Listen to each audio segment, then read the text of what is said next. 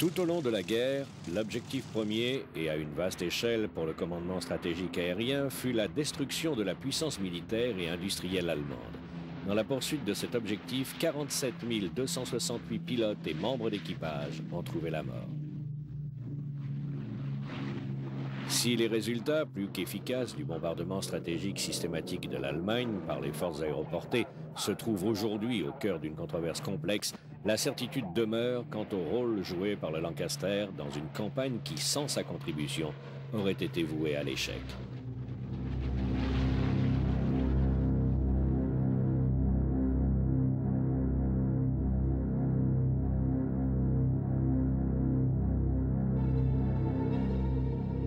La déclaration de guerre de la Grande-Bretagne à l'Allemagne le 3 septembre 1939 trouve le commandement de la RAF dans une situation qu'aucune projection n'avait jusqu'alors envisagée. Aucun des plans conçus par l'état-major au cours de ces dernières années ne peut être appliqué. Alors que l'on s'attendait à l'éventualité d'une offensive allemande à l'ouest sur la France et ses pays limitrophes, Hitler décide d'envahir la Pologne.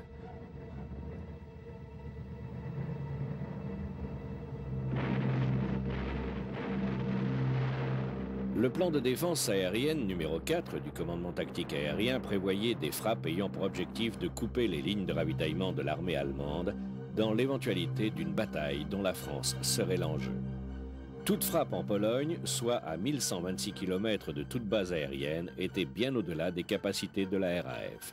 Et devant les ordres d'Hitler de ne pas attaquer les villes anglaises, la RAF ne pouvait prétexter de passer à l'attaque des bases de la Luftwaffe situées sur le territoire allemand en guise de représailles, comme l'avait envisagé le plan de défense aérien numéro 1.